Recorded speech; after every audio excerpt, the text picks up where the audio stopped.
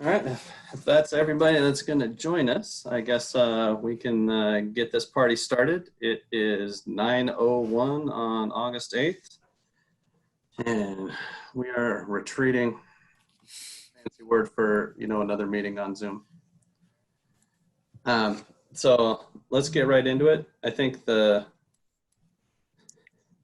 first thing that we have on there is, let me make sure I'm not making it up. Yes, the superintendent search. So I think, last time we spoke about this, right, we were kind of setting some timelines of late summer or early fall. We'd, look into what next steps are and, how we want to go about that. So I think really we want to get a feel from the board with the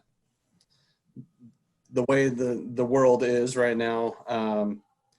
What do we want our next steps to be, and when do we want to start taking those steps? Do we want to get moving immediately on it? Do we want to wait a little bit to see how things kind of shake out? We've talked about doing a national search, and we've talked about, hiring a firm to help with that. There's a few options there. I don't have all the details there, so I just kind of want to get a feel from everybody where they think we are right now, because it's, as we've talked in the past, it's a very different world than what we all expected to be living in these days. So I take comments on this topic. Yeah, I didn't think Paul was going to be here because I didn't want him to hear this in person. I thought you had a conflict, but me personally, I don't know if you all have been involved in any searches during this time with pandemic. I have, and they are kind of crappy. I mean, doing everything on Zoom, you don't really get a feel for the people you're meeting with, the people, trying to have community engagement, like with the university. It's very difficult for you to get a sense of who that person is. And the reason why I was hoping Paul wasn't here, because I wouldn't be opposed to maybe an additional year. Shut up, Paul. Don't look at me. Don't say it, Ruthina. I know his head is going to explode right before he leaves. But yeah, I don't like admitting when Paul is right, and he'll be the first to vouch for that. Yeah, and Ruthina, I actually agree with everything you just said. We're trying to do a search for a CFO right now, and it's tough. It's a tough environment, and I think it's probably tougher in public schools given everything superintendents are facing right now. And this is just, between the stuff you said about trying to recruit virtually and meet virtually, it's just a very tough time. I don't think it would be productive for us to put any energy in that right now. I support, like you, Paul, cover your ears. We're just teasing you. No, but I agree. I think this is not the time to be searching. I think we need continuity and strength. And I think, extending the contract for another year makes a ton of sense. So Paul, you could chime in and just say, I told you so, get it out your system. Saving it for the 25th so everyone can hear it. I agree with Ruthina and Janet. Not because I've done a search, because I haven't, but I'm just so tapped out with all of the other stuff we're doing that I'm worried that I wouldn't be able to focus and give the process what it deserves. And I also kind of wonder what candidates we would get. Like, who leaves their school high and dry in the middle of COVID? Do we want that person as our superintendent? And so, yeah, that's where my head's at. Yeah, I can keep it short. Agreed for all of those reasons. Yeah, I would too, and I'd be particularly concerned about getting public input in some meaningful way without face-to-face meetings.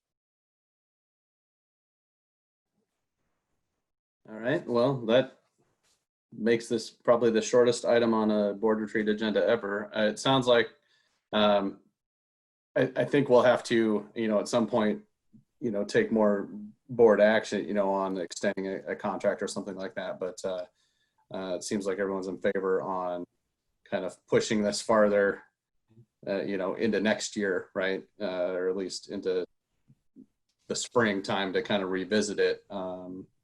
Is that a fair statement? You can all just nod if the. Hey, Sean or Matt, I can't remember exactly the wording, but isn't it in your contract? Isn't there a part about having another year in your contract already? I believe it says it can be renewed at any time. I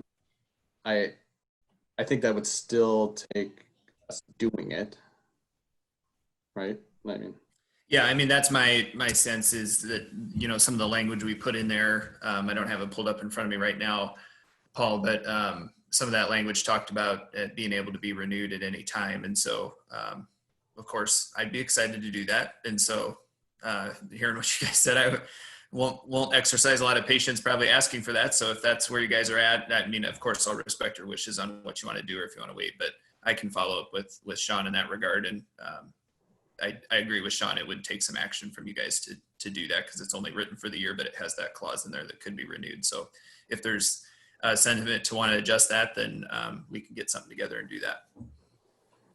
And the only reason I asked about that is because I think if you are going to end up doing that, like not necessarily the sooner the better, but just like to put that out there so the public knows, hey, we're not going to do this search. Like it's not going to be something they keep asking us. And then that allows you, Matt, time to also earlier to plan for what your team's going to look like next year, because I know that maybe there were some moving pieces in there that may or may not be around, or, you know, if you have to adjust there as well. So it just is, if you guys do that, it's going to lift that cloud off and give you some time to do what you need to do.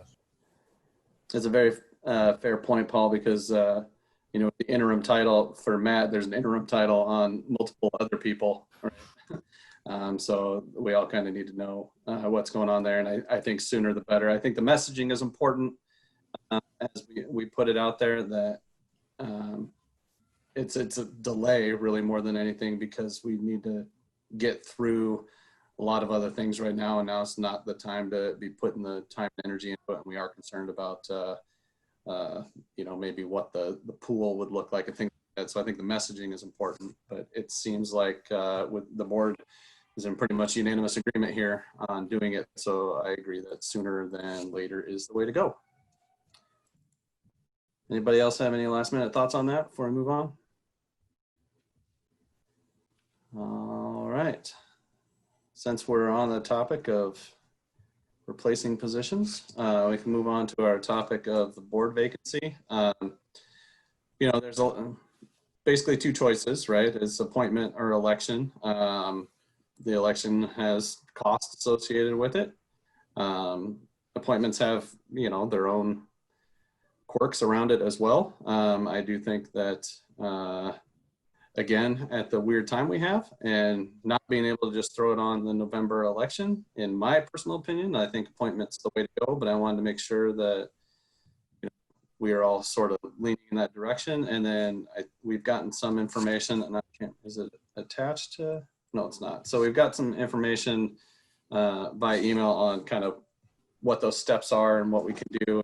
I'd like a little bit more clarity in we can't do anything until after the announcement, but then it says we can do stuff ahead of time. What can we do ahead of time and what can't we do ahead of time? I'm just not clear on that. I don't have the answer to that, Sean, but I can throw out some other things too, just the information that I had made sure I gathered in case I needed to share it. But I did talk with Travis Swiper, and his cost estimate for a special election would be $70,000.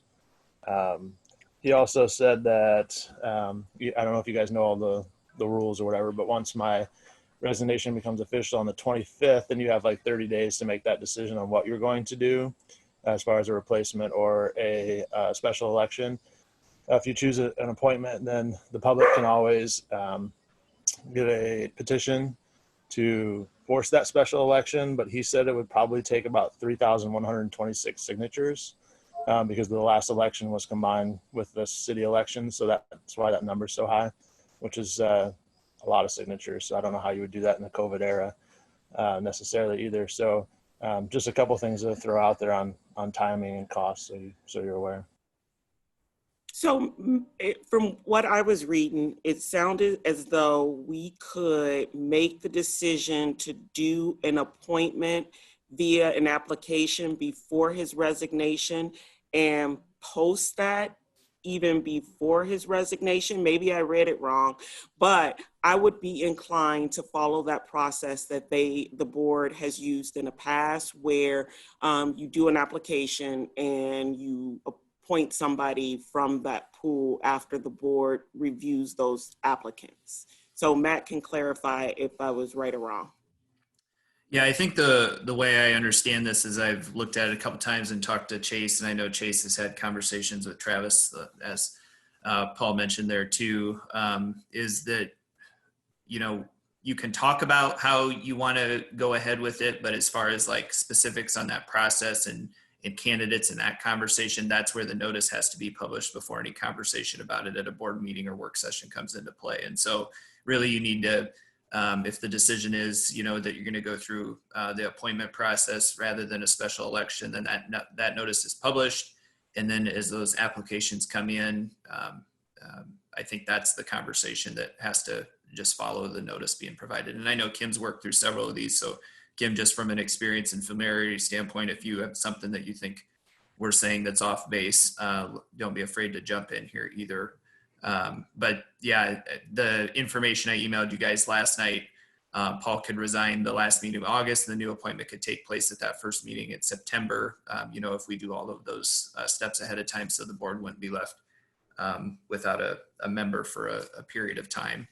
And also on that process, Yeah. In the past, and I don't know if you guys shared this out, but usually in the past, when they had a resignation, then you have your application to go out, and then the board has a special meeting usually to hear from. I mean, you could do it at a regular board meeting, but they usually had a special meeting where those candidates could come in, and then the board talks about it. And if they had any of those candidates had anything they wanted to say, they had a time period that they could come and say it, or they were there. I mean, I remember being at one or two of those. And then just also to be clear, it's only whatever you're doing, appointment or election, it would only be for 1 year. And then the remaining time on my seat would go up on that next election that the rest of you guys are on as well. Right. Yep. It's a special election, cannot be placed in the November 2020 ballot as an additional question. The cost, like Paul said, is between the $60,000 and $70,000. I think he hit all the other points there. I was looking through my bullets to make sure I got them all. So Yeah, I think that's probably the, you know, core of the conversation is if it's going to move forward with an appointment, and if it's going to move forward with an appointment, then we need to get notice posted that that's what the board wants to do. And then we can schedule things like Paul said, around that special meeting sense, and kind of talk to the community about how you'd want to proceed with the application process for that. I think the appointment process makes the most sense. I can't imagine spending $70,000 on an election where we'd get a couple hundred people voting probably. Do you know what I mean? It's just such a weird time. I think the turnout would be even lower than it normally is. And I think the appointment process is what makes sense. So I would be in support of moving forward with those steps. Yeah, especially with the election so close next year, I think appointment makes a lot. Yeah, I'm okay with the appointment now. I was concerned before. I was thinking before that an appointment or election would be for the remaining time on Paul's term, which would be 3 years. But it's only we're only providing for someone to come on board for a year. So that's helpful to me in supporting an appointment process. So I guess I'm reading notes. I think that Chase sent that says we must post a notice to the public that we're filling by appointment. We can begin the process prior to Paul's last meeting. However, the notice must be published before any conversation about it at a board meeting. So About the actual appointment, Sean. So you guys could leave here today with consensus that you wanted to do it through appointment. Then we would post the notice that the board plans to fill the position through appointment. My suggestion would be you agenda it for a future meeting and have the conversation about what that application process looks like. You know, just revisit the board's desire to fill it through an appointment. And then you could even schedule, like Paul suggested, a special meeting to invite people in that have filled out an application to do that, and then make a decision on that. So I think that point that is kind of causing some gap in the thinking there is just around not necessarily this, that we can't be talking about it today about how you want to pursue it, but more about the specifics around the actual people that would apply to be appointed, or how you would want to have conversation around those folks and make a decision about who the person you want to go with is. And some of those conversations might play into what's in the application, because Kim, if I recall from older applications, like one of the questions that was on there was because the board had desired to not have someone who was going to run for the seat in the next elections that wouldn't give them an advantage. Like that was one of the questions on there. So like as you guys talk about things, that's the type of things that you'll probably discuss to figure out if you want that on the application or not. Is it possible to get this added to, or is it too late to get it added to Tuesday's meeting so we can actually see applications that's been used in the past? Or should we not do that? Because I mean, I would, instead of trying to recreate the wheel of having that discussion of the application process, it may be helpful to actually see previous applications that's been used. I don't know that it would have to be an agenda item, but Kim could probably send them to you, right? Okay, yeah, I would prefer to see what the applications have been before I make the determination of what we're looking for, if I understand that that's about all we can talk about today. Yeah, I probably have the one that I filled out in 2016 before they went with the special election that elected Paul in the first place. So I have at least one somewhere. Kim might have it easy. I've got them. I can send them out. I'll get them out yet today. Kim, couldn't we post the notice Monday morning and amend the agenda to have still an item around board member vacancy? The only thing with posting is I wonder if we have to post it or publish it in the paper, and I don't think we can get it in the paper that quick. Won't be able to get it that quick. No. So then really, if we wanted an agenda item on it sooner than the 25th, 20. we would need to use our special meeting that we've already been doing these weekly meetings around return to learn, right? So that would be what, Yep. the 20 or 18th. 18th? Yep. Yeah. So that could be our only other item on the 18th. We could do return to learn in that, and then you could have a chance to have a conversation about that the posting's been up. You could have a conversation about specifics you wanted to include in the application, and you could set like timeline for turnaround on that to be talked about on the 25th or something in that sense. I guess, Matt, my only question is, can you post that before my official resignation? Yeah, we can post it as long as we have your date. Yep. And so if we know your resignation date's the 25th, we can still go ahead and post it. That was the one thing I was going to ask you today, Paul, with you know, delaying the start of the year. Does that change anything for you, or is the 25th the 25th? The 25th is just a clean cut from August. Then I think moving on, then I wouldn't have to be on any agenda. I don't know when my official hiring will appear on board docs because it's not on there this week, but I would prefer to have it not making decisions after that has happened. So That's good then. So then, can you guys, Matt and Kim, figure out how to post the notice? Yep. We'll get the notice posted. Unless somebody has a different opinion. I think everybody said that, right? I do think that we need something from In writing. Yeah. what his last date is going to be. And that's been an email before, so. yeah, and I emailed you both. don't know I if you- did see that. Yep, quite a while back. Yep, okay. And so if we have, I guess what I'm hearing for steps then are, we'll get that posted early this week. We'll agenda it for the 18th of August. And there, I think we're going to talk process to the community about applications and probably what's in that application, and then maybe the length of the window they'll be open. I'm guessing you guys would like to be able to have another conversation on the 25th about that, but that might crunch timeline a little bit on how long you want to leave applications open.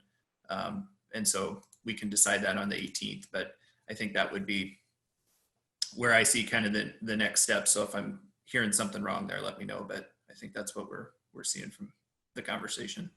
Hey, Matt, one more clarification question. The 30-day timeline that starts after my official resignation begins, is that just to decide what you're going to do, or do you necessarily have to make that appointment within that 30 days as well?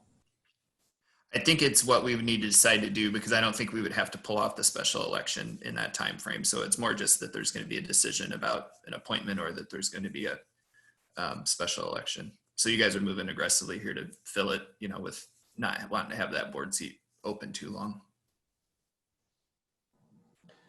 So I think the whole point of notice, right, is then the public can decide whether or not they want to try and force the election. That's That's what I was just going to say too, Sean, when I was looking yeah, at that, do we because they have have any- 14 days to do that. So yeah. that'll be the other thing that'll affect the timeline. The petition would have to be, so the community could force a special election. They need to be able to do that within 14 days of the notice. And so once the notice is published, then we'll know when that 14-day clock is going to end. And so we can also then discuss that on the 18th when we come back about what that date actually is. Any other? So as I understand that, then the 14 days that the public has to put a petition together, that would not start on the 18th or 25th? It would start, the 14-day clock, Charlie, would start the day the notice is published. And so if it goes in the paper on Wednesday, it'll be 14 days from Wednesday. Oh, okay, But we can collect the applications during that same 14 days. Yes. Yeah. All right. I'm sorry. I just wanted to throw out here. So will we have this discussion on Tuesday? Because, I mean, yes, while it will be the public's right to try and force a special election, I would like to get the cost out there officially on record so people can know that, you know, if that is forced, where those funds are coming from if we have to do a special election. I mean, in the age of COVID, I would just like all that information out there.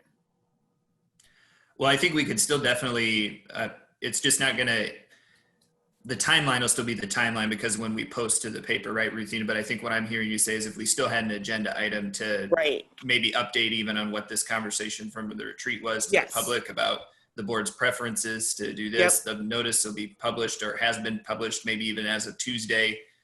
You know, the decision was not to spend the $60,000 to $70,000 on the special election. Yes, that's exactly what I mean, Matt. Yeah, just to get some of that detailed information out there.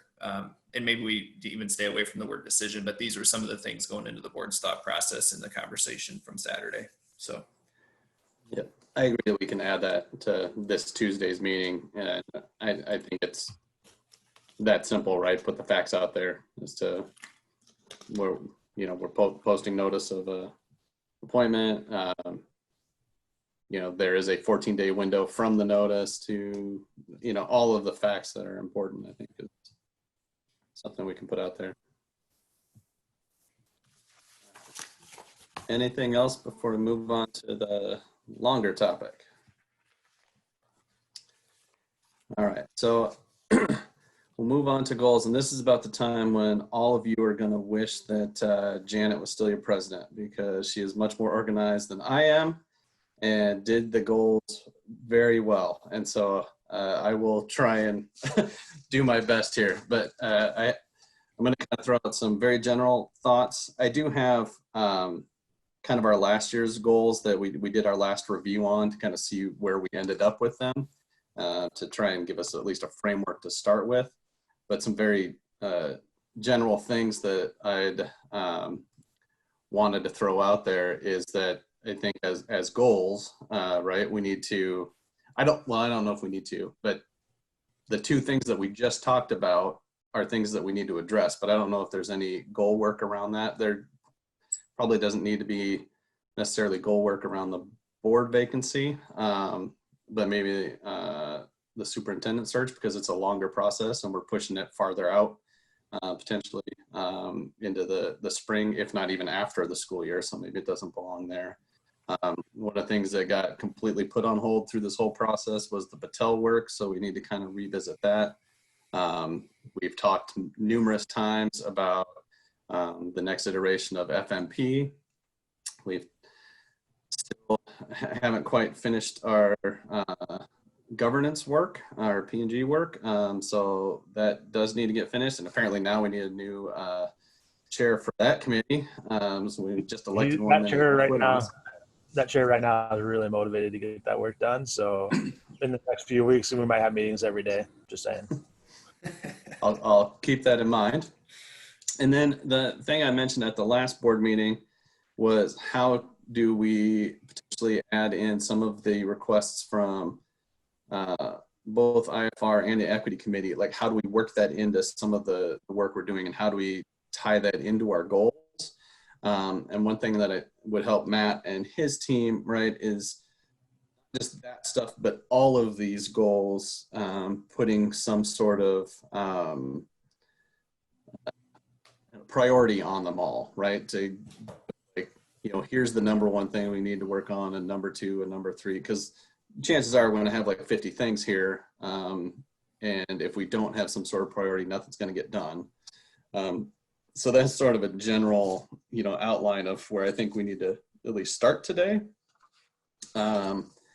Otherwise, we can kind of go through last year's goals and see where we can start slotting some of these things in or adding entire new sections. I'm not going to pull it up on the screen, and you guys don't need to pull it all up either unless you really want to, but we kind of have an area. This is the way it's set up, right? We have a focus area, and then we have the goals, and then what are we going to do to support those goals, sort of specific action tasks that we're going to try and do to meet those goals. And so I think as we kind of go through one area at a time, we can try and figure out where some of these other pieces fit in there. And maybe after that, we can start working on the priorities of them, because I think we kind of just got to start somewhere.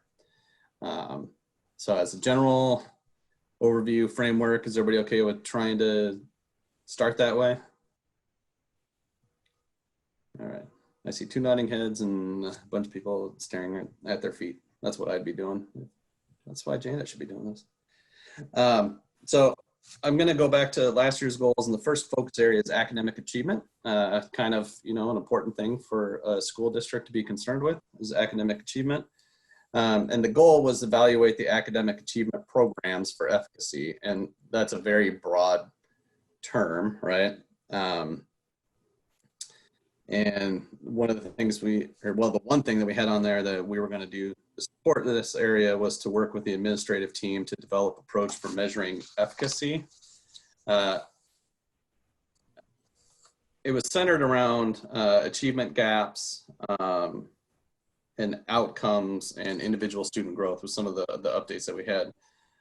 There is a separate area for curriculum and instruction, because the one thing that I'm thinking of in academic achievement was some of the more culturally responsive curriculum, so that maybe that belongs somewhere else.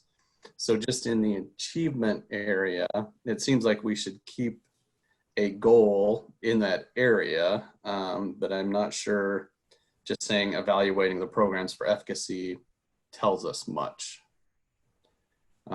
It's awfully broad. I agree, Sean. Something else that's just going through my head as you're talking through that is we're in a different environment this year, given so many students will be doing online learning based, at least for the first trimester. We've got a lot of parents that have selected that option. And I wonder if there's something targeted around efficacy of the online learning programs. And I don't know, I'm just thinking out loud, but we're in a different situation this year. And I think it's going to be hard to more broadly try to do efficacy, because we're doing a lot of new programming, right, Matt? I mean, in terms of the online courses. And so I think it's just added another factor that's going to make it hard to do this. And so I wonder if we just really target to making sure that what we're doing this year is not leaving any kids behind as best we can.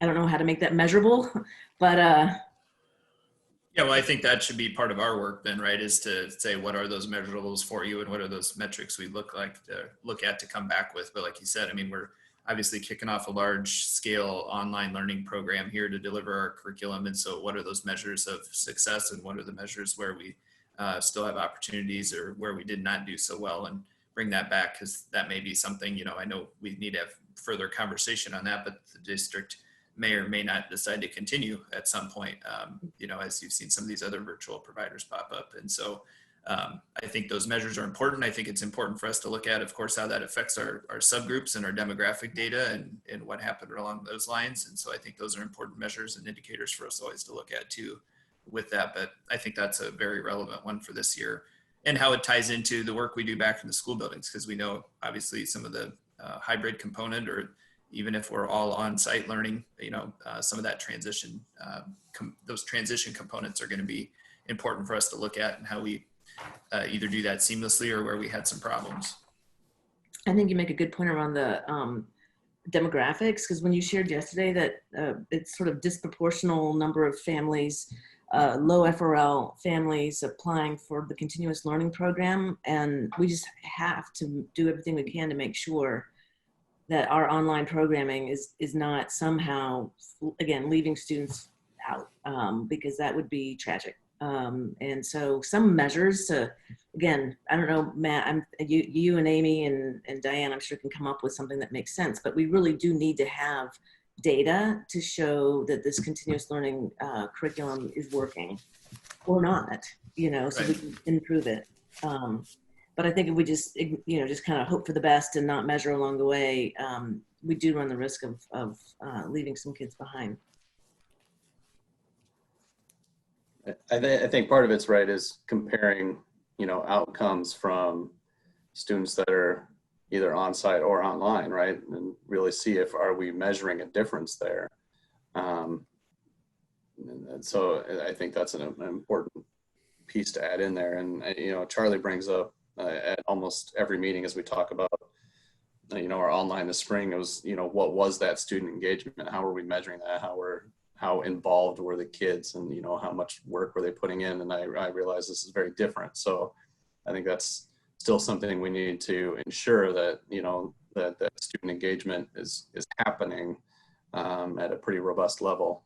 Yeah, I think you'd have multiple indicators there, right, Sean? You'd have engagement levels, you'd have grades and credits, you'd have overall achievement data that we look at in some of those aspects. And so I think that multiple measure approach, and then making sure we disaggregate it and know how it affects our subgroups, all of that is important. So I think, for us, I guess, as my brain starts processing some of our conversation here, it's almost like, how do we look at data differently this year in a general sense? And maybe there's some good opportunities there for us to do that too, from this year being so different in that regard. What are those multiple data sets we use to look at how students are performing across the board? A lot of times we just look at those summative measures and don't do a good enough job of probably bringing you guys some of the growth measures or some of those data points that instructionally we use throughout the year. We just see the big picture data. And so really drilling down and looking at those multiple measures will be important, especially important in this environment.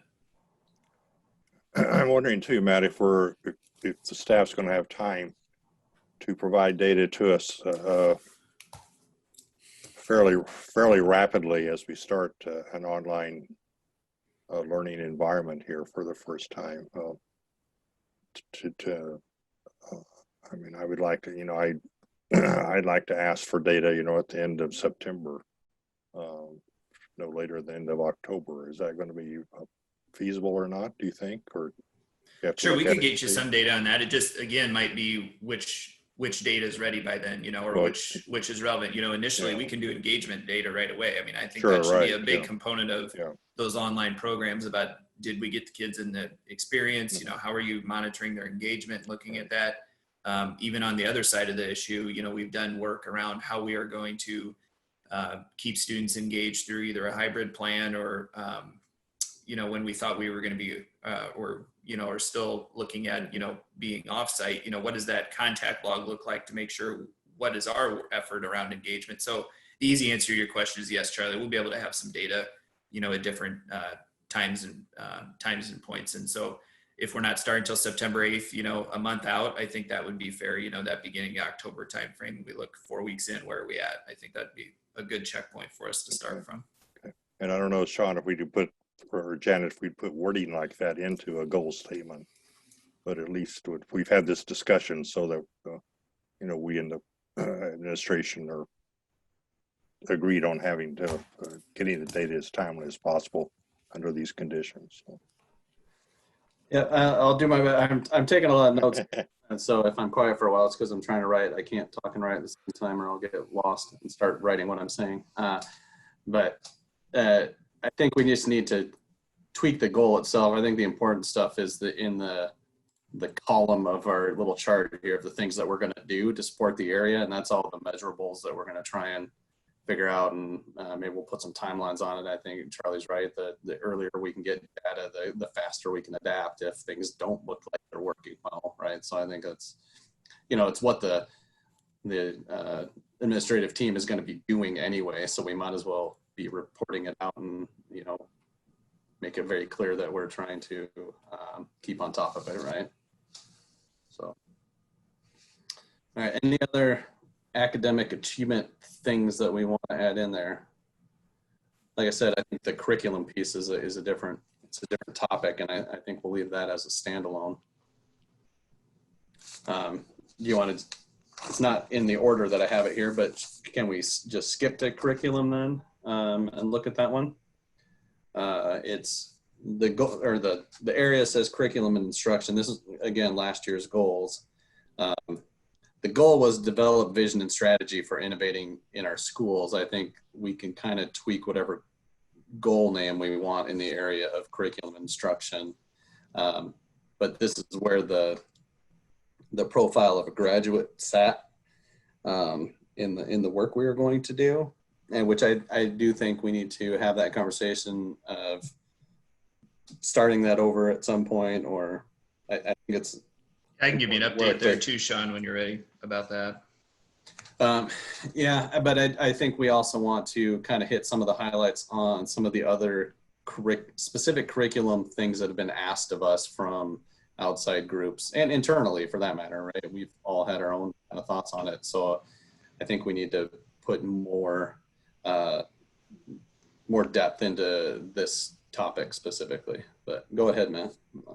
I just say portrait of a graduate. I've been communicating with them the last week or two again here. And so we had communicated to them, or I communicated to them the board's preference on really trying to do this in an in-person environment when possible. And so the first choice would have been in person for the fall. Second choice would be in person in the spring. And then the third option would be having to do it virtually in the spring if we had to. And so they know those desires from the board. They're still not allowing their folks to travel. They did talk about how they've been doing some good virtual experiences with some larger districts in Ohio as they wrapped up the spring, or as they're considering, ramping up some things as they have done some work over the summer and fall. They did adjust our quote so that we only paid for the travel for the one engagement opportunity we did, the large scale engagement opportunity for Cologne's travel. And so we're ready to restart that when conditions warrant our ability to do that. But I kind of give them those order of preferences from the board. And so we'll just keep in touch with them about what they are not able to do. Obviously this fall is looking less and less likely, but hopefully we could do an in-person in the spring. I think is the first desire, or the second choice desire in that order of events. But if not, then we could go to the virtual experience that way. They did say that keeping our quote in the in-person one, that there could be some potential actual additional cost if we would need to do a virtual engagement with them in the spring, because it takes more facilitators, which was the weird piece for me. And so if we end up that route, I think we need to have some additional conversation with them, because they said as they break large groups of people into different rooms, they have to, it takes more of their staff time to do that, which would, I guess, outweigh the travel costs of one person coming to do it. But we could get some more information on that if we were going to go the virtual way, and if that was something that made the board uncomfortable. But they did mention that. But right now our contract is still around an in-person experience. So Thanks for that. I was thinking that, like I said, the one goal it's on here is developing a vision and strategy for innovating our schools. And I think the Battelle work kind of helps.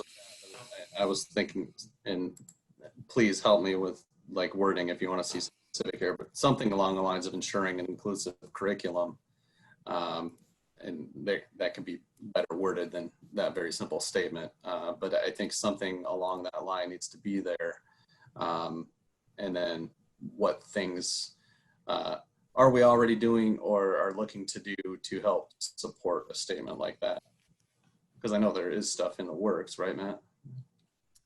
Yeah, so you're saying kind of what is a guiding statement for that, Sean, around, trying to do something, making sure that we're providing an inclusive and culturally responsive curriculum Right. along this innovation end. I mean, that's where we should be focusing some innovation efforts too, right? We have a lot of innovation work to do in that regard around how we're more culturally responsive and inclusive in our approach to teaching. And I think that one, for us, we always talk about that in two different lenses, right? Not only what the curriculum is, but then in our teaching practice of that curriculum as well.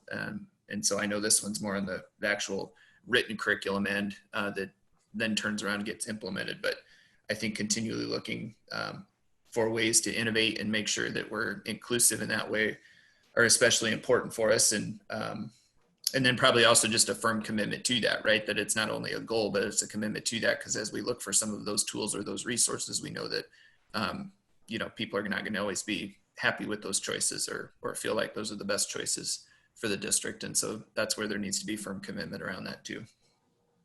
I agree. And that's also been one of the demands, right, from IFR was around inclusive curriculum. I think for me, this curriculum one could just be as specific as this is what we're going to focus on this school year is the culturally responsive, inclusive curriculum and not try to, boil the ocean or it's just like, this is what we're focusing on. We know we need to do this. We're committing to it, as Matt said. And again, I don't know what sort of the proper metrics or measures of success would be.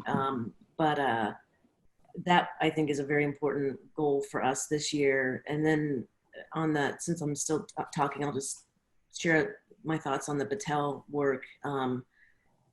Clearly this fall is not going to happen. This spring, I don't think I would support a virtual experience. And I think and we're just going to have to wait and see what's happening, and right now we can't really plan. We can say, hey, we can shoot for a spring in person. But if it's virtual, I don't think I would support a virtual experience.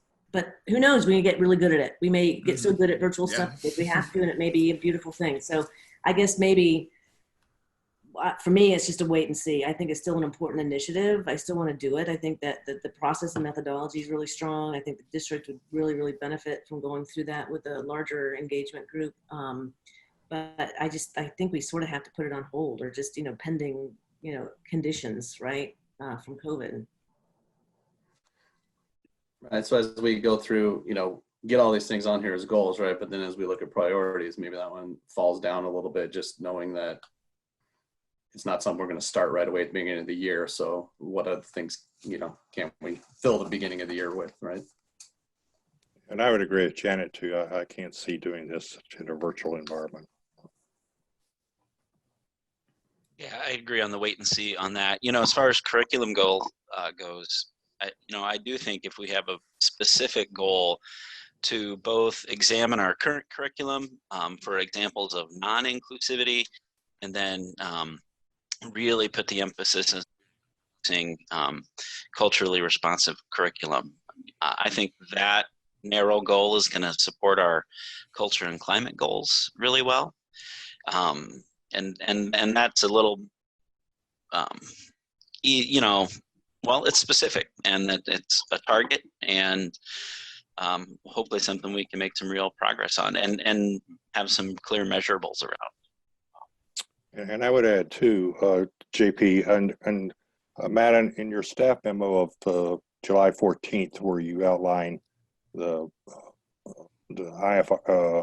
IFR demands and equity review and so forth. Under paragraph or point 6 under administrative team action steps, you have you provide for a curriculum audit, ensuring anti-racist K-12 curriculum, as well as complying with the CDIP plan. And there's two specific things that are included there. One's an audit of current American Studies courses, as well as creating a required Black History course. It seems to me like, Sean and the board, that those would be two fairly specific goals that we could include and that we've certainly talked about as being appropriate and necessary. So I'd propose those as being included in our in our work this morning.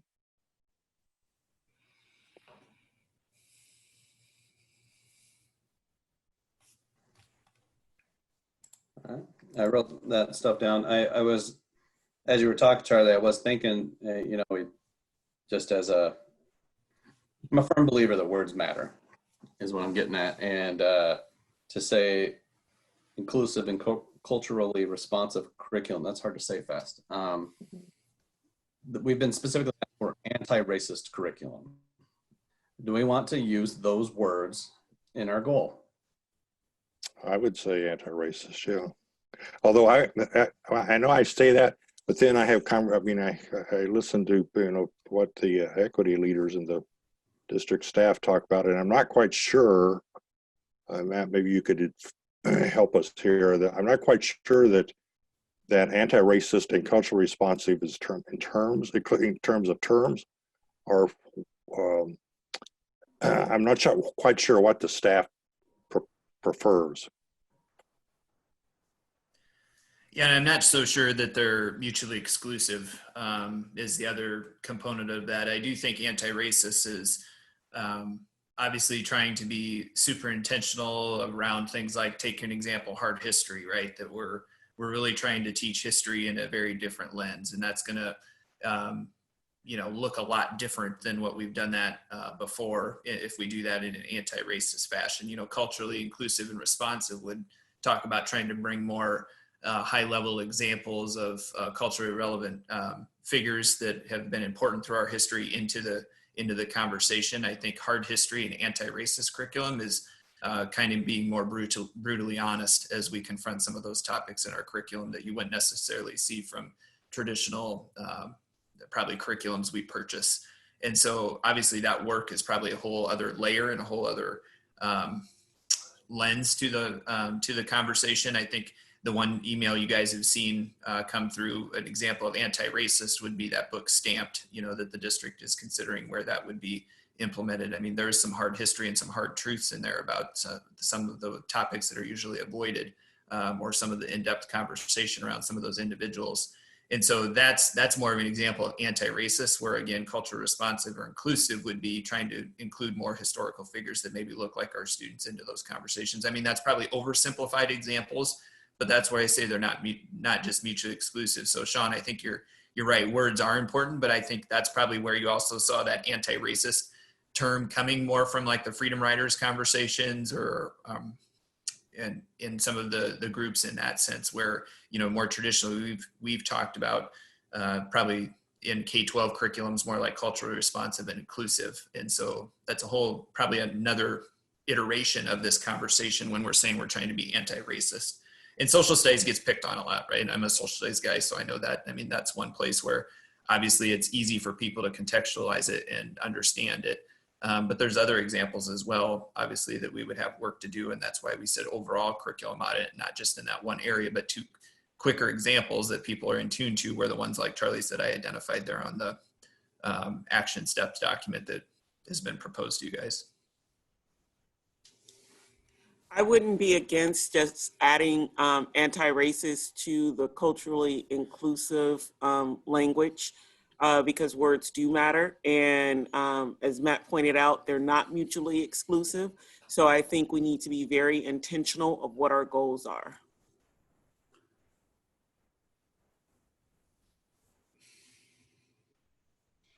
I you know, something like, I agree. I think we can include both culturally responsive and inclusive, and then anti-racist as like that's an example of some culturally responsive and inclusive practices is anti-racist material, because I do want to be specific. And, you know, Matt, you're right. I think social studies it's the easiest to contextualize, and I think it's also the quickest where we can just find actual curriculum that is anti-racist social studies, because a lot of, you know, there's so much racism in history, or the way we've taught history and in history.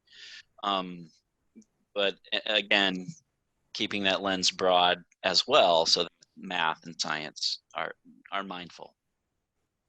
Yeah, because you can get into math conversations just as easy, right? I mean, like math. So, okay, you could find somebody again that had an important contribution in the United States to math and try to highlight them in your class. Or you can be anti-racist in the way you want to approach math and find out that actually Europeans stole a lot of the African solutions to math problems and put their name on them, similar to how we, handled discovery of lands, throughout the world, and who got credit for the discovery of those lands when there was actually natural inhabitants. And so, I mean, that's the thing, right? I mean, there's ways you can do both.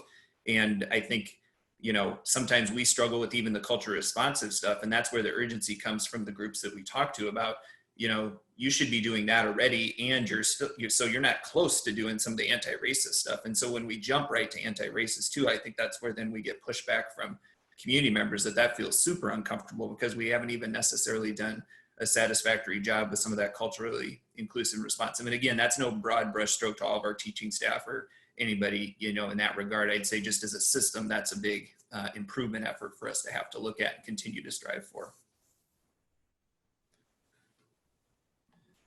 Okay, and I would be in favor in adding all of that language in there, adding the anti-racist language in with inclusive and culturally responsive.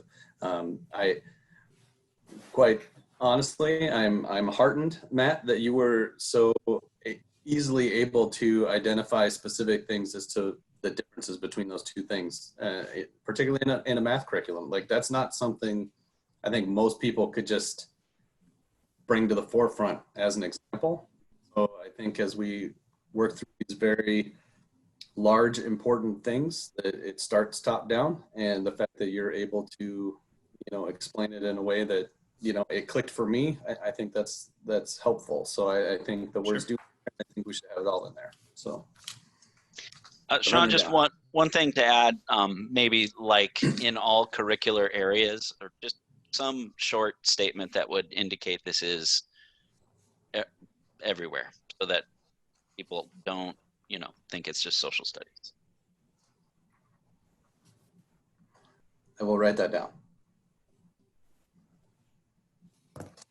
The focus area, it specifically says curriculum and instruction. So I think, Matt, you had mentioned, teaching practice, I think is part of it too. So it's not just figuring out what the curriculum is, but giving, I don't know, maybe one of our goals is to make sure we have some PD available or something like that in order to help teachers learn how to teach this type of curriculum, right? Because I think that's a big part of it. That seemed like a reasonable thing to have on there. Yeah, I think definitely that's something we have to account for. And I would say the other thing that we continue to learn and hear feedback when we work with equity teams around these topics are that you can have great curriculum, and if the teachers aren't ready to teach it, that can actually injure and harm kids or harm their staff members as they're trying to engage in those professional learning conversations. And so, again, we could have the best anti-racist or culturally inclusive curriculum, but if we haven't prepped our staff on a way to deliver that, then that could be problematic as well.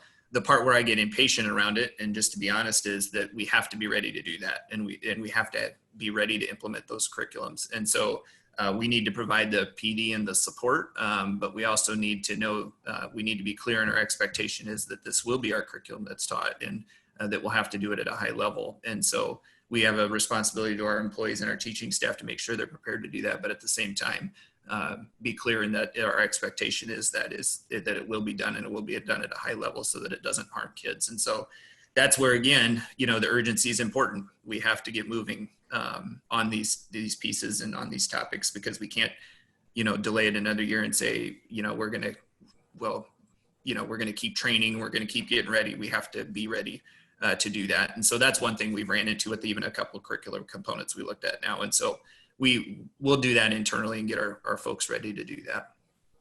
But I do think it's important to state for a goal, because I think that's how we have to have the conversation, I guess, is where I'm going with that, Sean, that, if we don't state that, then we have to help the community and our folks understand how those two dots connect.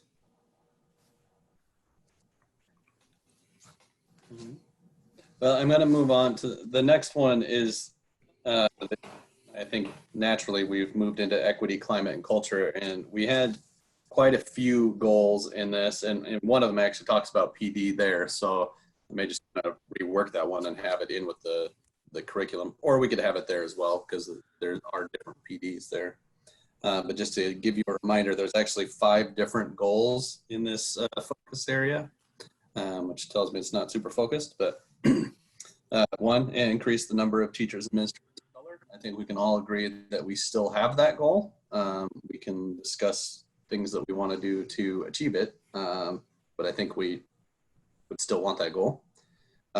Implementing MTSS and PBIS at all secondary schools and expand to more elementary schools. And I think we've done that pretty well. So I don't know if we want to continue something on that line as a goal. So keep that in mind. Develop and implement a plan for sustained outreach and engagement with all communities in the district. I think this is something that we've always struggled with.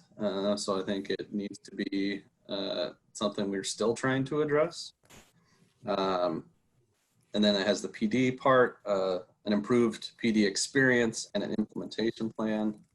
I think part of that last year was in the discussion of, do we continue with early outs on Thursdays or do other ways to actually make PD more effective, which I think is still an important conversation, although this year all sorts of schedules and calendars are sort of thrown out the window on that. So I don't know if that's something we can tackle or not.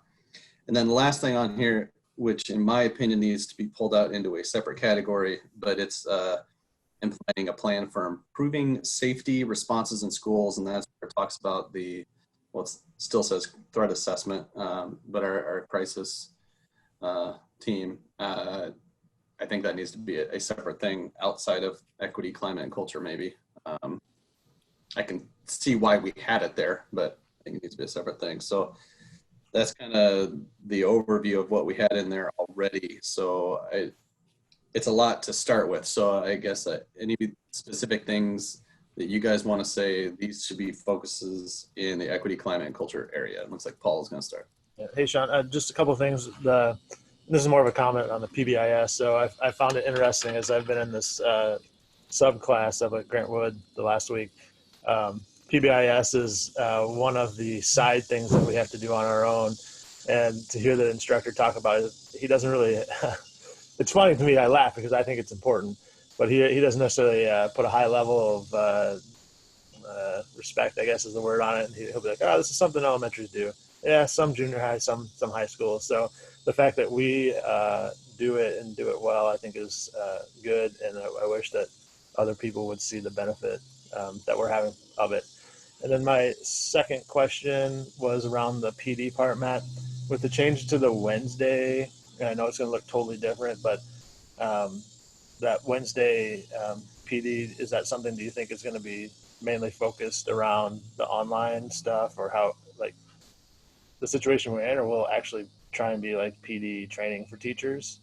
And then real quick on the third part, Sean, can you just repeat the last one that you said? Because I think I had a comment on it, but I wanted to make sure the wording on your side was correct.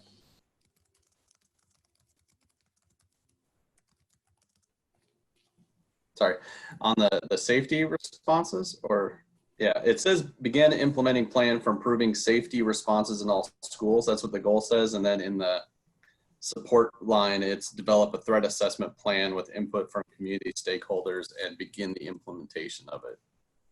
Okay, and the reason I asked you about that one is because, and I said this a long time ago too, when we started talking about safety.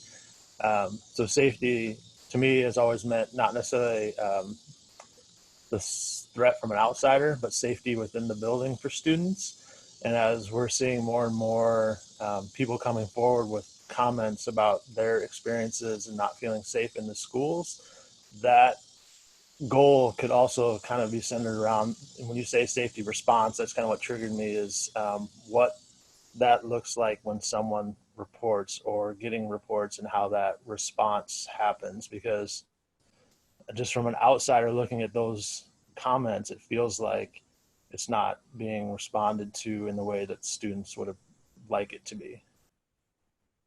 Yeah, Paul, I agree that maybe we could pull the care assessment coordinator out as a separate topic, and then under this focus on that type of safety. Because being culturally responsive is important, and we have a lot of work to do to change our curriculum and our instruction. But some of the quicker work I think we could do is the way we respond to kids when they do not feel safe, and make that a targeted goal area, because clearly it's there's a lot. I think there's a lot of work we could do quickly to dramatically change some of those responses, and just change our mindset around the way we treat student complaints.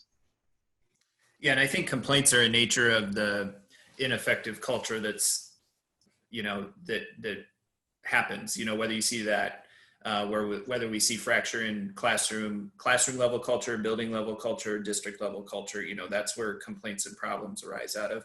And then of course, there's more significant complaints. And I know, some of the things we're all kind of talking around, obviously, but I do think, as the board thinks about goals, the most critical goal in that diversity, equity, and inclusion plan is our ability to have cultures that do the things that you guys just talked about, right? That when things go wrong, they feel comfortable about who they go to, that they feel like there's going to be a response that's handled, and that those student experiences start to go up. And I think you guys have heard me say that several times. When we look at that data, that's the data that has to move first. The student experience data has to move first, that they feel comfortable and safe in their own buildings before we can really expect long-term outcome data to improve around achievement.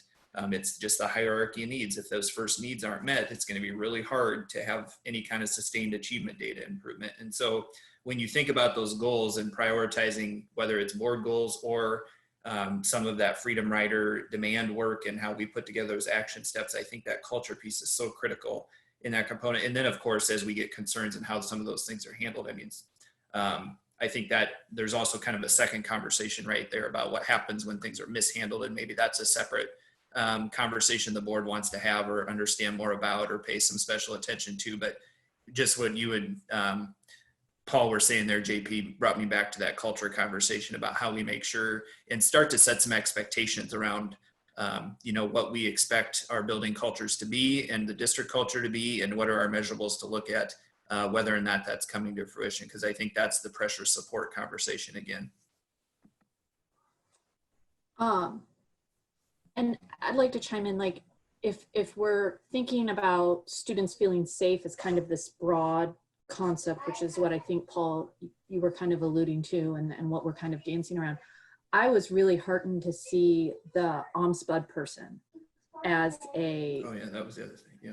on how to move forward. And I think that could be a really significant part of this, because I think a lot of times when students have problems on their campus, they don't know who to go to, or they don't trust their building administration because they've had a bad experience or their friend had a bad experience. But by building up this ombudsman or woman, OMSPUD person, I really think that we could create a channel that everyone in the district knows, and staff too. Like, if you're experiencing something that doesn't feel right and you don't know who to talk to, you reach out to this one person, and they're outside. The point of the ombudsman is that they're outside kind of the typical chain of command, that you won't face retaliation for contacting them. I know we had one at my college. I can't remember if I ever used it, but just knowing it was there was really, like, just knowing how to do something was really important in kind of feeling safe. So I like to see that. I also want to say, if one of our goals here, and we're really serious about it, is recruiting diverse teachers, if that's a priority under this subset, I really think we need to give some thought about pushing forward as one of our legislative priorities, the one that JP's kind of been championing, which is about the teaching licensing flexibility. Because I think that we're going to need that flexibility to be able to recruit a diverse teaching body. And so if we feel strongly that that's a core component here, I think we have to consider following that up, and really kind of trying to champion for that.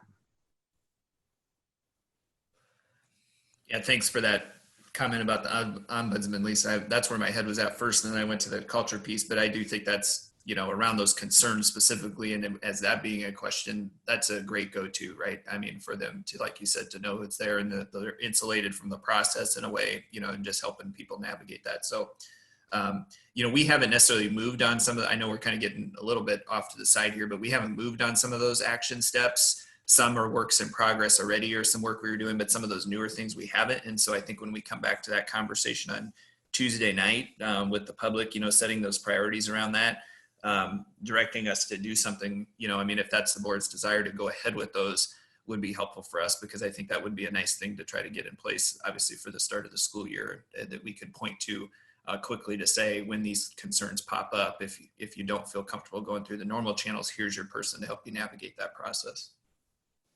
I would certainly support getting an ombudsman person in place and functioning in the district.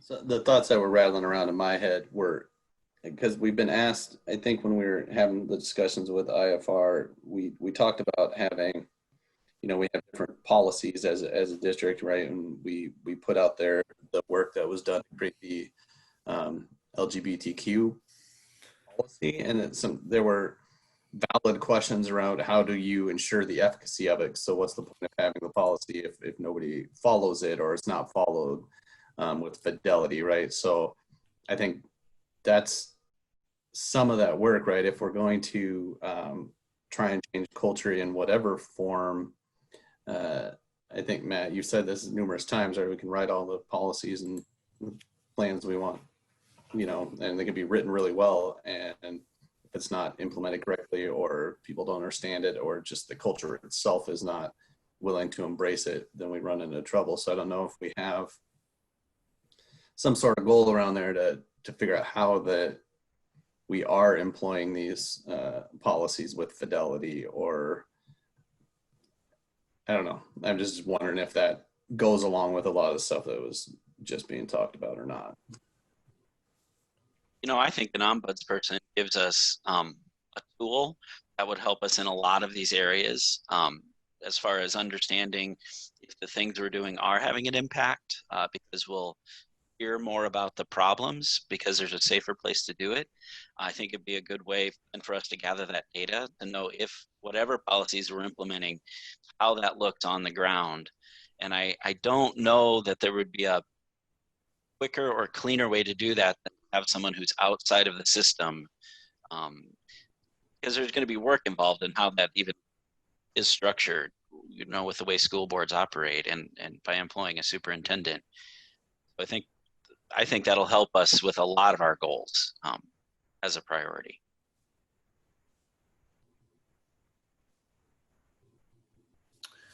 Matt, one other thing that, sorry if I'm interrupting what you were going to say here, but one other thing is I was thinking back to some of the stuff that I read and making sure safety is an issue and PD. So I'm trying to tie this all together in my head in some other ways, but one of the stories that stuck out to me personally, because I do coach mainly girls, was the appropriate ways to coach, if that makes sense. A lot of the people that we hire are within the district to coach, but there are outsiders that come in and coach too. And maybe just if there's a way to have athletic departments do some sort of teaching, especially with males who coach females, just to make sure that they're on board, understand things that are, the right and wrongs. Because I don't remember covering that in any of the coaching authorization classes that we took. So it's just something maybe that our district might just take that extra step to make sure that our coaching staff is aware of things that may make people uncomfortable that they don't think about on their daily basis when coaching. Because I know, like, I had a discussion with my wife. I was like, man, I had to think, like, did I do that? I was just, when I was coaching type of thing. So that's just questions that I had. That might be something to add on to the safety part of things for at least on the athletic side. Yeah, and I'll try not to kind of beat a dead horse here, but when I think about, if we really want to zero in on that culture piece and how you improve culture, and that's goal 3, and that if we have a fundamental agreement that that's what drives so many of these other things, I think you have to attack it from multiple fronts, right? You have to have a place that people can go for specific complaints. You have to set the expectation for teachers and administrators about what it looks like. I think that goes to the evaluation standard around, okay, how do we clarify what our expectations for what you will do and how you will behave and how you will interact with our students are. And that kind of goes to what Paul says. And then that once that expectation's clear, then what's the support we provide, and what are those professional, development opportunities that have to be provided.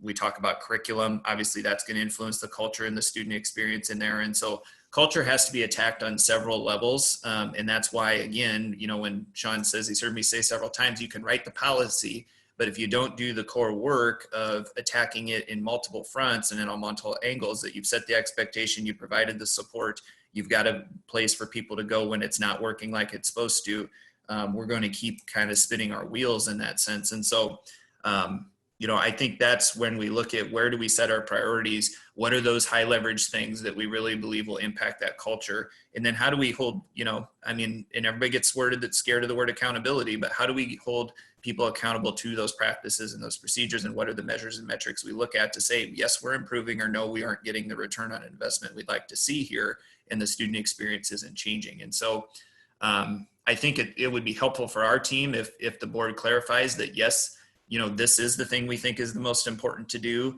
And okay, now Matt, what are you and your team going to do to address this problem? And what are those 2 or 3 things you're really going to focus on to try to start to make some movement on? Because if we get too big and we start dealing with just singular issues of the problem, we won't get sizable movement on it. We won't get the systemic change that needs to happen on that set. And so I don't know if that's making sense to you all, but that's how I think about it. It's like, okay, the root problem is the culture problem. And then if we really want to attack the culture problem, we have to do it in several different arenas.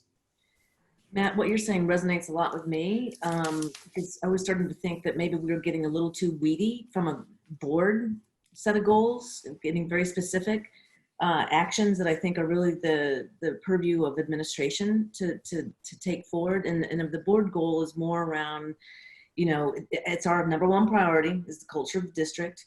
We expect the administrative team to put actions and measures in place to advance the culture work in the district, and we're going to require a quarterly update or something like that. But it's really around the board making this the highest priority for the district, for the administrative team, and that's what we need to do, is constantly bring this lens, constantly to talk about how is this going to impact culture, is this the right thing to do or not, how are we addressing issues. That's our focus, and we can keep that focus by the agenda items that we have in our board meetings. But I don't think our goals should get down to the level of these action steps that you're talking about implementing, Matt. I think that's more your team's accountability based on the priorities the board sets for you.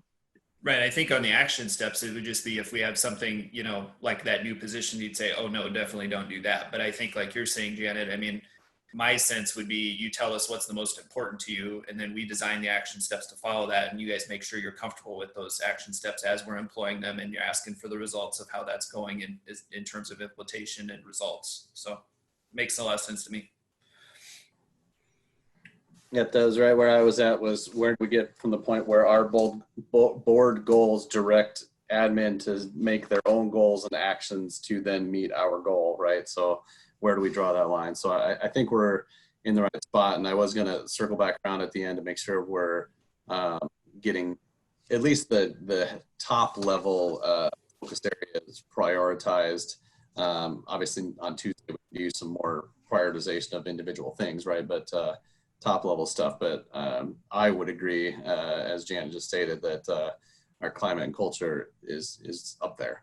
And so that one, and I think our curriculum and instruction would be, up there with it. I think those 2 things together go hand in hand to really drive culture. So I'll just throw that out there, but you guys can all weigh in on that at the end.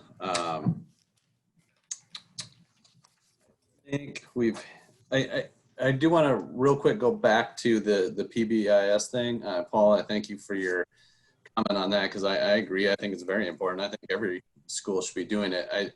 I'm not sure, do we need to keep it on here as a goal? Because the goal was to make sure it was implemented everywhere, and I don't know if that has happened, or do we still need a goal around implementation, or tweak the goal around that to be evaluating how it's working, or does it not even need to be there as a goal this coming year?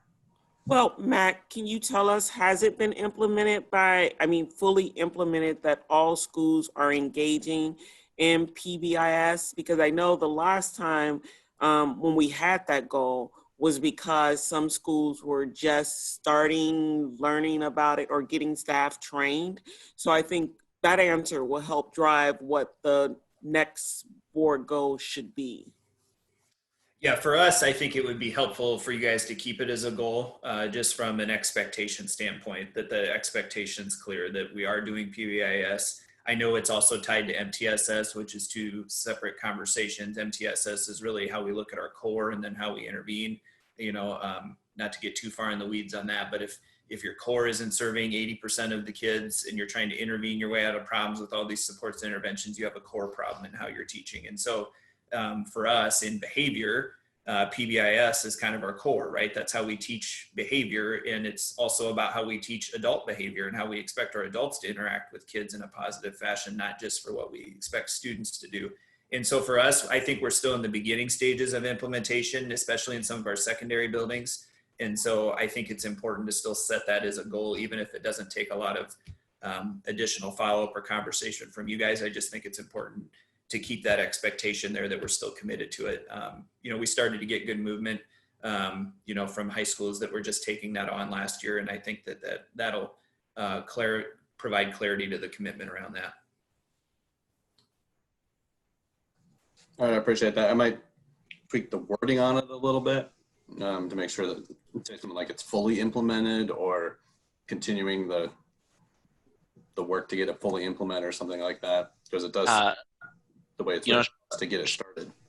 Sean, one word to add that is like with fidelity, because you can do PBIS portal as well. Yeah. Good point. All right. That's a big one. So we've got 3 other ones from last year, and then we can discuss whether we want to add separate ones in. So then the next big one that was on the list is facilities.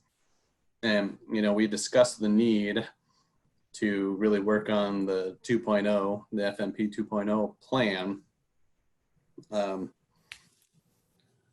And that's one of the goals on there was develop the FMP 2.0. There's inclusive play guidelines, which we've done, so I feel pretty good about that.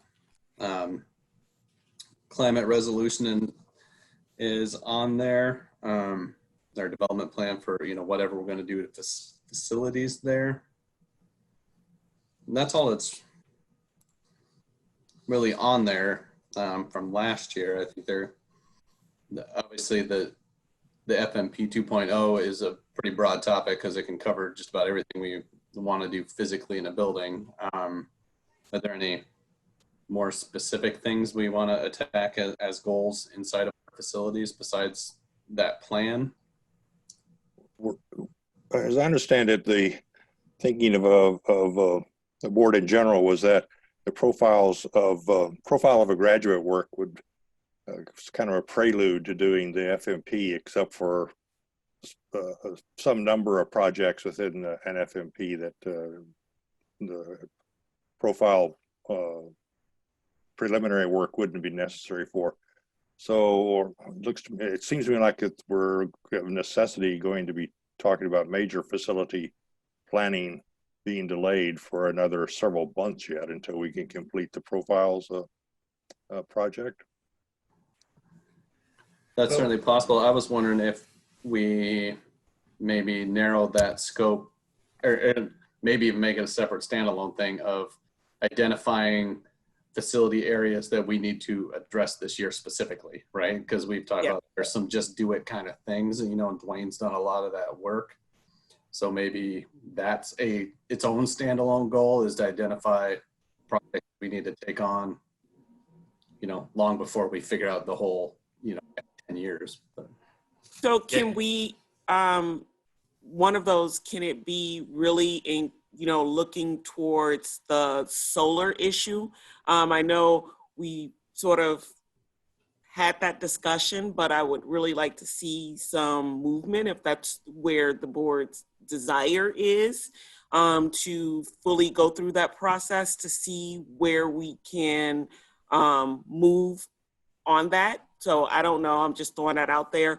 or another facility related thing, or at least I think it is, how we can better equip our buildings to be more conscientious about recycling or composting or something.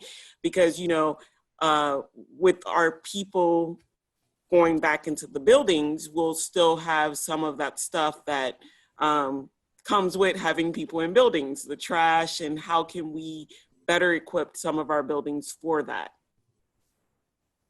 Yeah, I agree with that, Ruthina. If we maybe develop a more specific goal for the climate change around those specific things, solar and, you know, how we deal with waste in our buildings, I think maybe the AmeriCorps volunteers are going to have some input, I would hope, for us, what they were able to do last year around that. And then the other thing I was thinking about the FMP, because I don't know if it all can wait until after Portrait of a Graduate. You know, maybe do we need an FMP 1.5? And then because we haven't really tackled this as a board much, you know, is that something that needs like a subcommittee, a temporary subcommittee to put some focus on that? I don't know.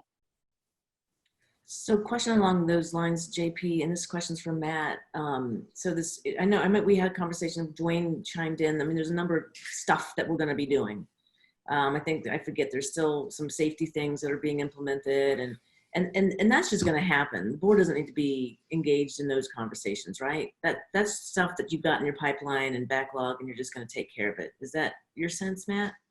Yeah, there's some, you know, and I hate to call it minor because, you know, it's not like the projects are minor, but I would say things that aren't as, you know, flashy as like additions to buildings or substantive projects that way. But there's some of those things that would be ongoing that we would look at our funding sources for. But I mean, some of those are limited. And if we're going to do some advanced planning or some long-term planning on addressing facilities or different designs, of course, we want to have those things kind of accounted for and a funding strategy identified, because I think that's where obviously we're going to get, you know, hit a wall a little bit. And so I think I was thinking in line with what JP was saying there. I mean, if there's conversation about some of these decisions that we'd want to have, maybe some vision mission decisions more centered in our thinking before we take on those conversations. And so could you almost break it into kind of two groups of things that need to wait on, you know, doing either larger vision mission planning or Portrait of a Graduate work, and things that maybe are needs right now, and trying to develop a comprehensive strategy and almost a twofold approach that way to say, we're still going to do a FMP 2.0, but maybe we're going to break it down because we can identify these as needs right now that we would take sooner. These are maybe more long-term conversations that need to be delayed until we have a better idea about, you know, I mean, depending on even if design of schools, you know, grade levels at schools, whatever those topics and conversations might be.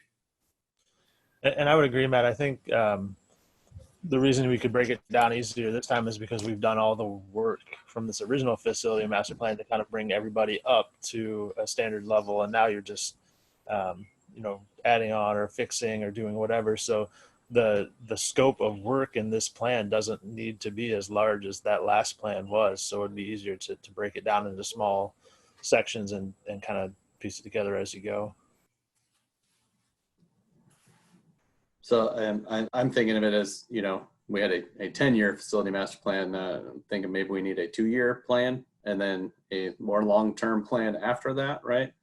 Because I mean, we've started, I believe, most of the projects, or at least I think they're all started now. And so we're going to need to identify, you know, what's next. Yeah, because we should be done with all of the original plans by the start of next school year, if I'm not mistaken.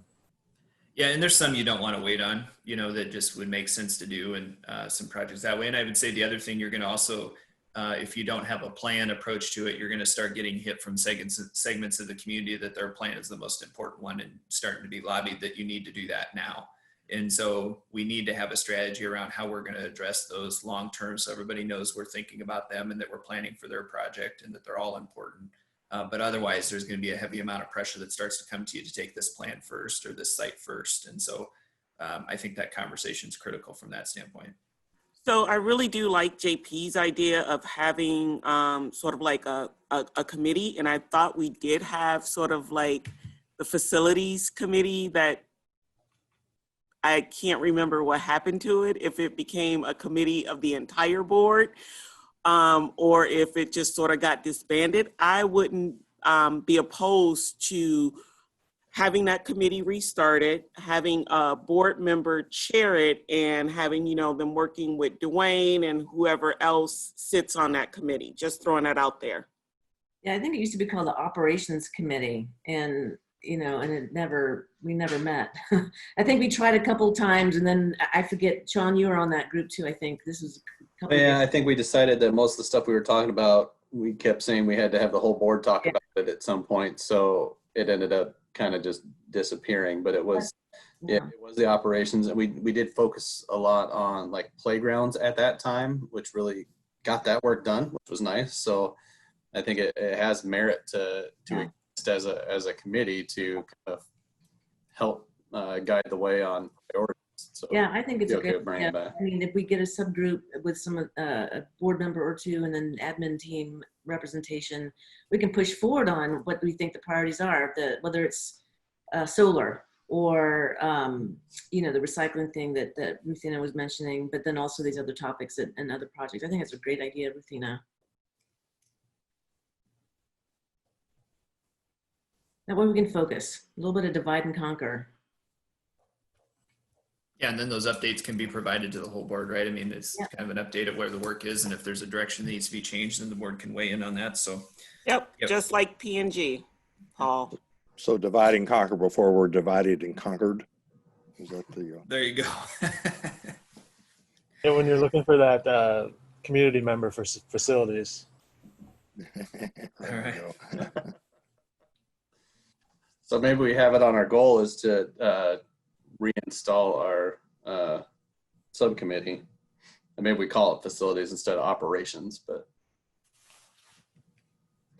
all right, any other thoughts on facility stuff? Because it sounds like we go throughout the year, right? We can update this stuff to a certain degree, and if we have a subcommittee that's going to help guide us on that, it would help potentially update this. So.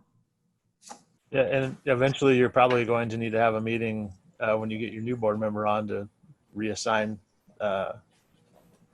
committee assignments. So that could be, if you added it on, that could be your starting point for that.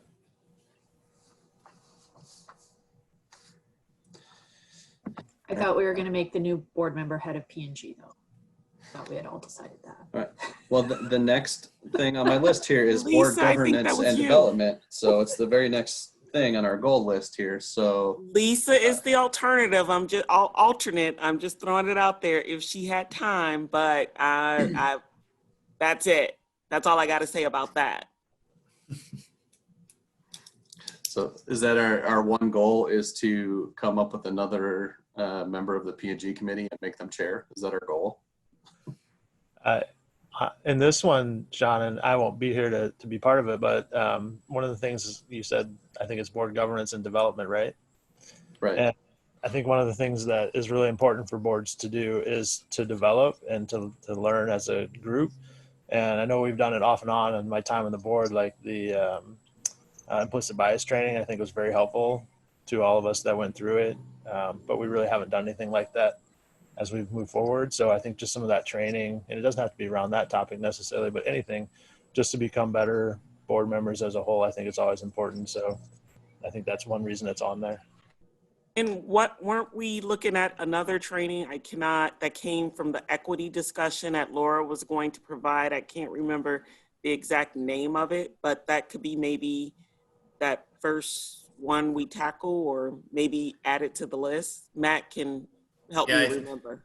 I think it was maybe came from Lisa's idea about ally training and how to be an effective ally. That's right. Yeah. That important. And so Laura, I checked with her about if she could do something today, and she wasn't able to, and we kind of had our plate full enough here, so that worked fine, I think. But we could definitely schedule another time with her. She's definitely willing and would do that training, and I think that's an important one for us all to consider. So if that's where you guys wanted to start, yeah, we can get something like that set, and I've already kind of been thinking about it.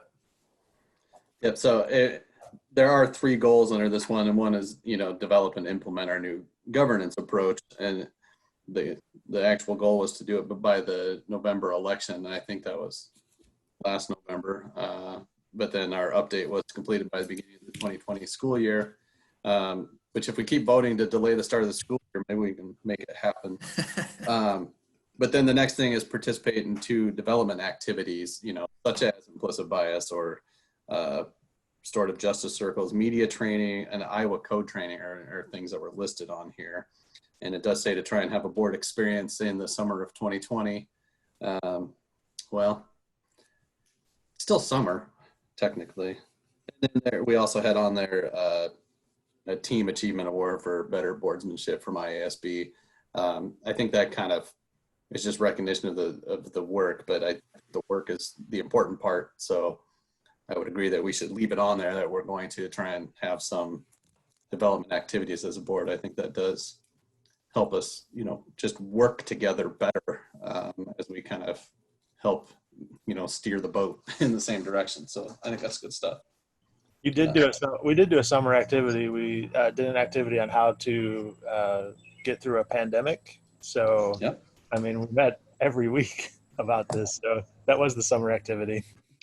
I was going to say, I think we had a few things come up that might have derailed us a little bit.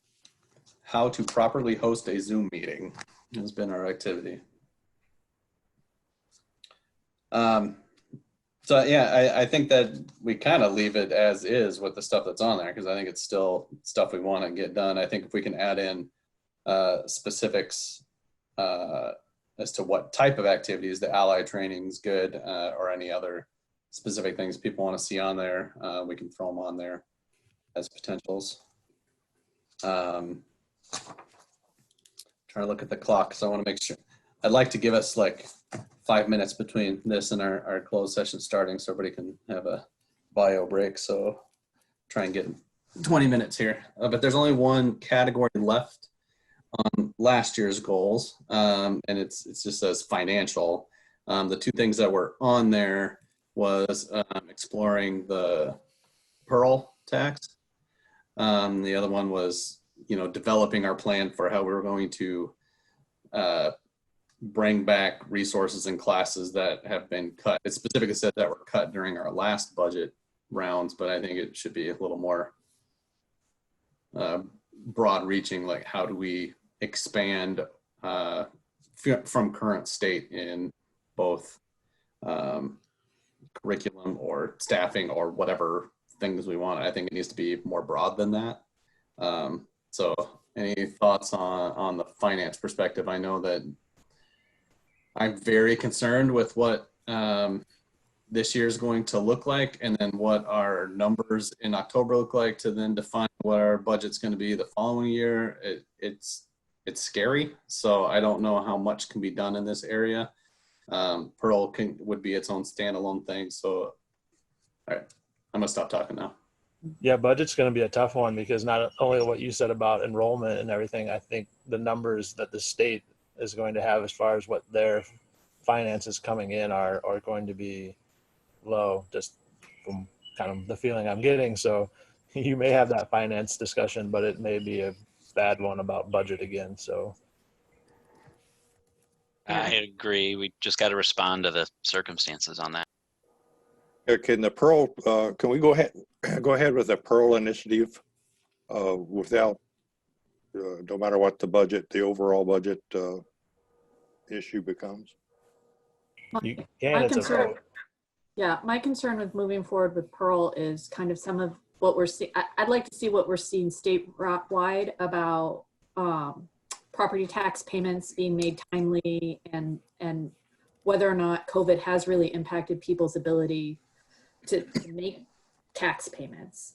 Because if it has, and the state's having problems collecting, are we realistically, if we move forward with Pearl, is it going to be something that's received by the community at this time?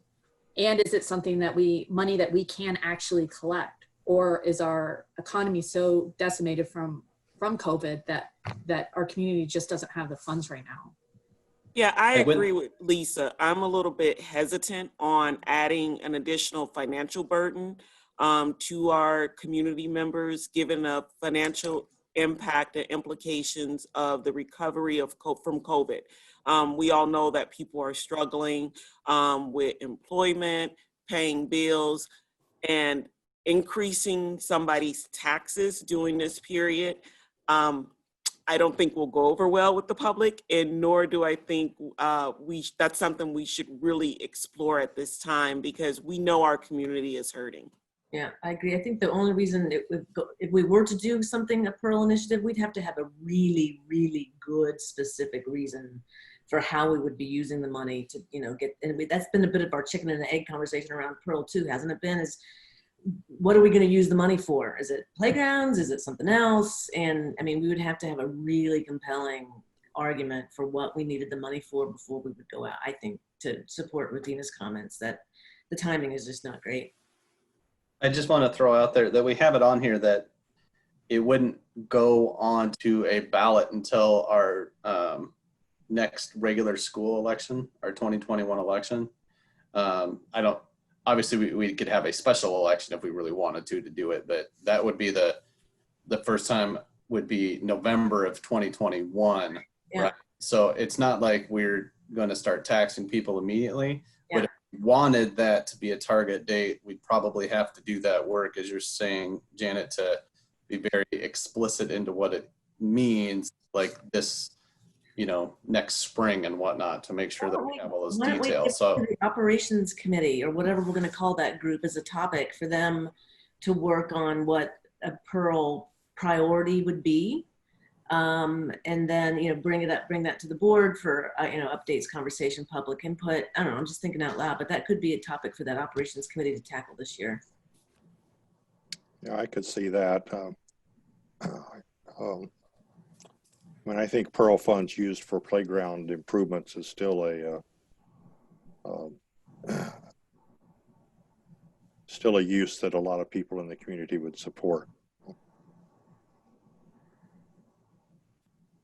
I guess it'd be nice to at least see a timeline of, if it were to go on in November, just what are the steps that we need to take, just so we know kind of what the options are.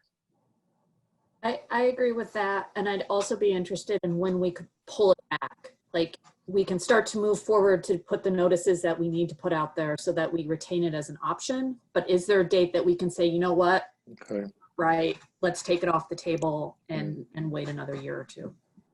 So I'm not opposed to Janet's idea of this is one of the top priorities for the facilities committee to sort of start that general legwork of outlining everything and bringing it back for the full board to have that discussion. I agree with that. I'm wondering, based on what we have here, I'm not sure there's a reason to have the financial as a focus topic here, unless we're going to have a very specific goal that we want to have in here. And if we don't, I would just Take it out. off. So is there anything around finance? I think we'd all be speculating on what finances are going to look like. So it's hard for me to think of a specific goal to have there. Yeah, I'd take it out. Anybody have an issue with that? Cool.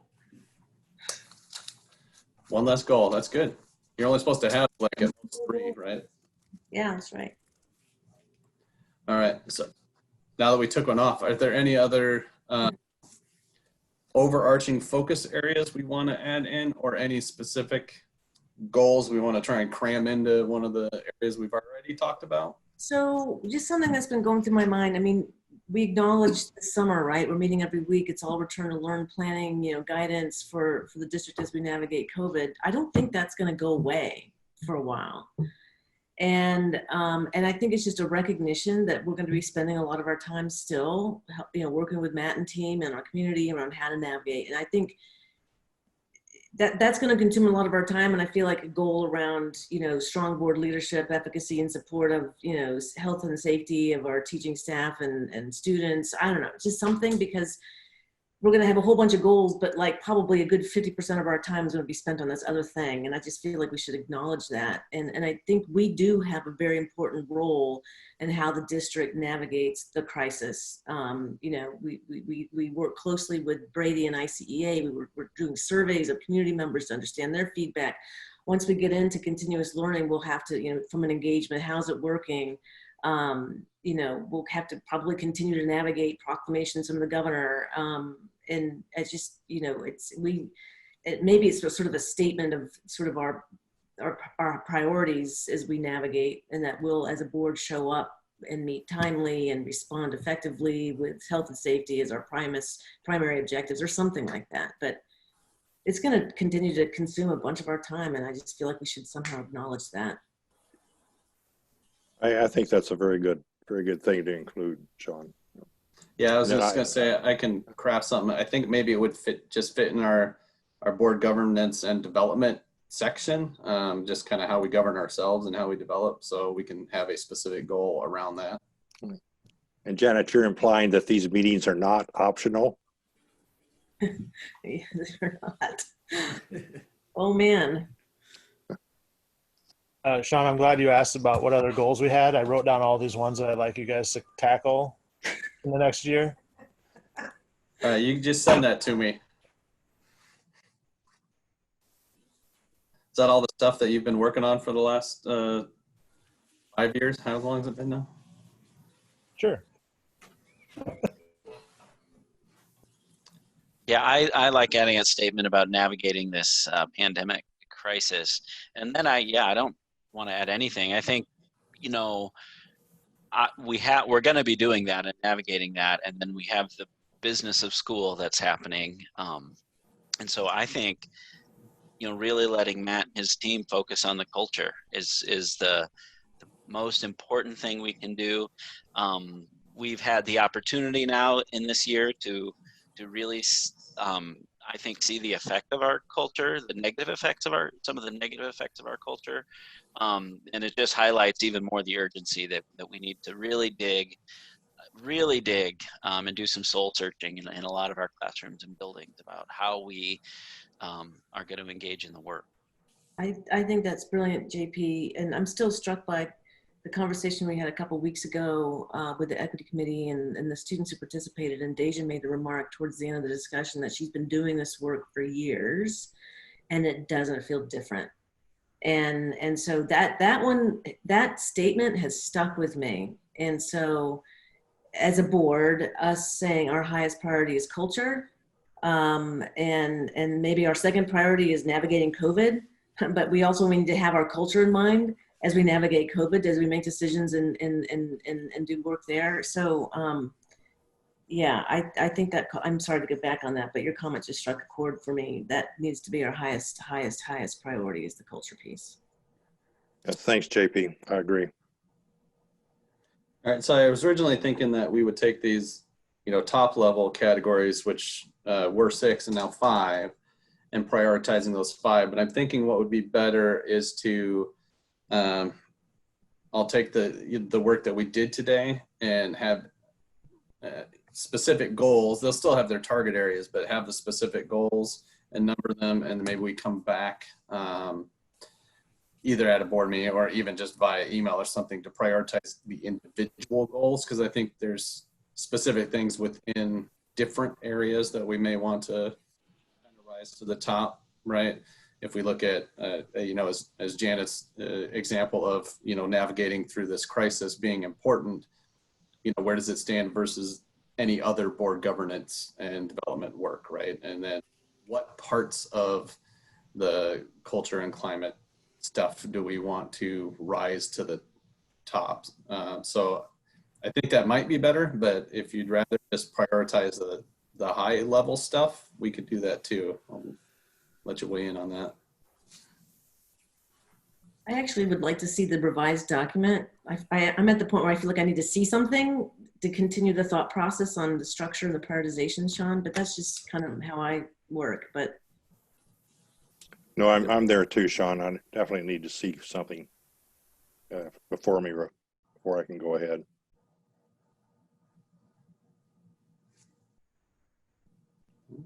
And I'm sure you'll do a great job of encapsulating what we said this morning. So I type a lot better than I write, so. and then our assignment would be then to review the document and comment on the prioritization, Sean, and send that back to you. Yeah, I think that's the way to go. I don't know that we necessarily need to sit there in a meeting and hash out what we think our priorities are. I think we let everybody kind of weigh in on them. And if, we're in complete opposite idea spaces, maybe we have to come back together. But I would think that as a whole, we'd have the same, handful rising to the top, would be my suspicion. I mean, we have to add in all of Paul's that he's got written there, but Send them over as soon as we're done here. all right. Maybe we can have an appendix that, Goals 2.0. All right, is there any other things people want to chat, or do you want 10 minutes back before we come back together? All right, then I guess I need a motion to adjourn. So moved. second. All right, all in favor? Aye. Aye. All right, we'll see you in about 10 minutes, everybody. Thank you. Bye.